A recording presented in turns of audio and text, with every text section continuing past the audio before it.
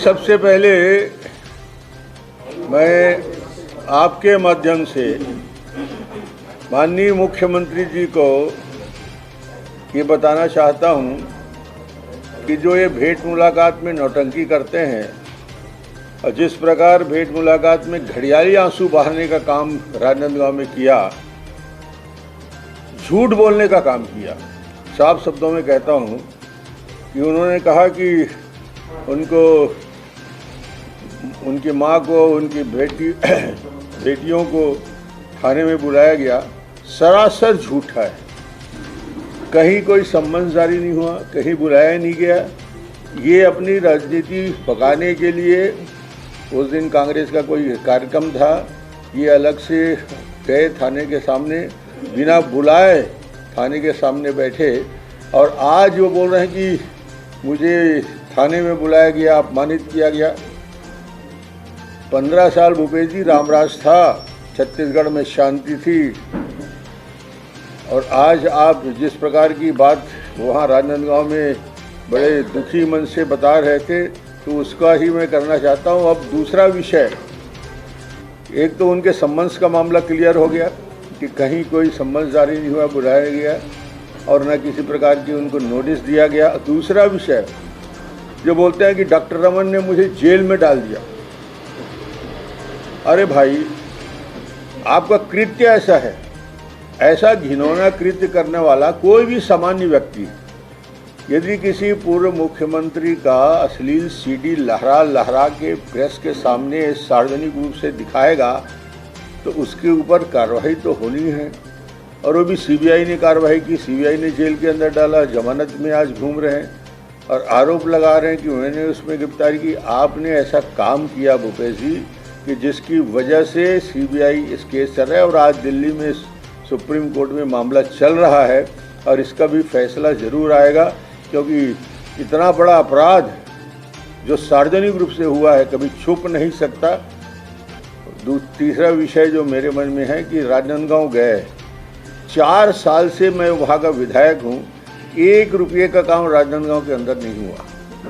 Stadium जर्जर होता जा रहा है, मेडिकल कॉलेज की स्थिति खराब होती जा रही है, गांव में 1 पैसे काम नहीं है और अभी आखिरी साल जाकर घोषणा पे घोषणा कर रहे हैं। और मुझे लगता है कि लोगों की ज़बरदस्ती की सहानुभूति बटोरने का, इस प्रकार की भावात्मक बात करना बंद करना चाहिए और जो तथ्य है, यथार्थ है, वो सामने आएगा, सच्चाई। खुद भूपेश बघेल जी है, ओम माथुर तो साफ शब्दों में संगठन के इतने अनुभवी हैं कि भैरव सिंह शेखावत के साथ काम करने वाला व्यक्ति है और आज बड़े बड़े राज्यों में वो संगठन की दृष्टि से वहाँ के काम संभाले हैं, तो उनके बारे में बात बोलना उचित नहीं।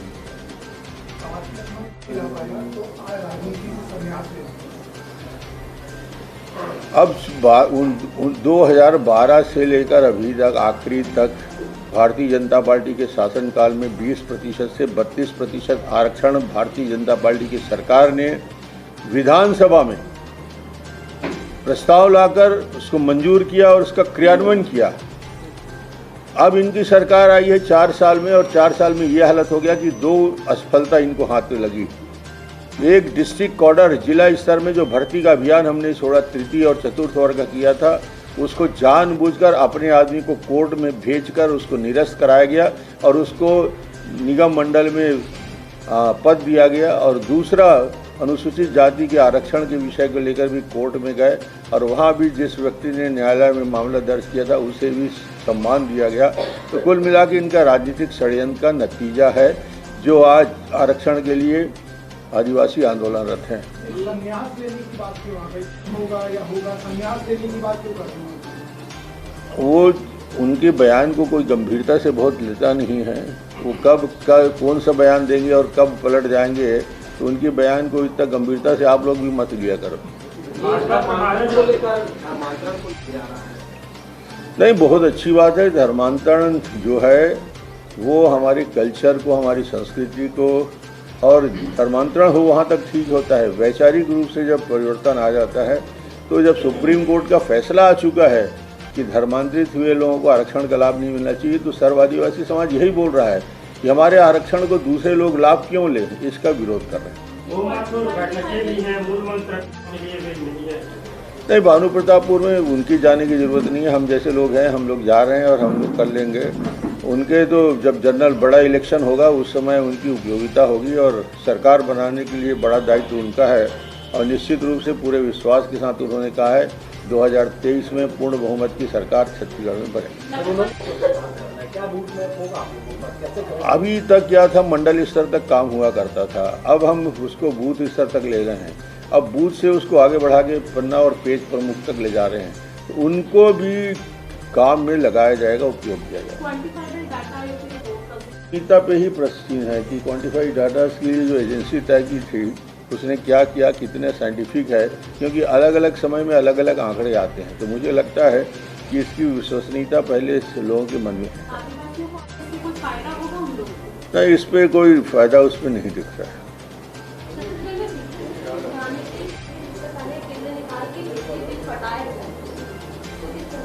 विद्युत की हालत खराब है। बिजली बिल हाफ करने की बात करने वाले आज बिजली का बिल दुगना होता जा रहा है और बिजली के लिए पूरे आज हर जगह आंदोलन चल रहे हैं। तो पहले तो बिजली का जो झूठ बोला था बिजली बिल हाफ करने का, उसको ठीक करें, फिर केंद्र सरकार के जो देयक है उसको लौटाएं। भानु में मैं पहले भी गया था, आज भी जा रहा हूँ, 2 दिन रहूँगा भी, लोगों से मिलूँगा, कार्यकर्ताओं का सम्मेलन में हिस्सा लूँगा, कार्यकर्ताओं से, प्रेस से, मीडिया से बात करूँगा, सभी लोगों से बात करूँगा और कार्यकर्ताओं के अंदर जो अद्भुत उत्साह है उसको आगे बढ़ा के चुनाव जीतने के लिए हम क्या क्या कर सकते हैं उनसे चर्चा करेंगे।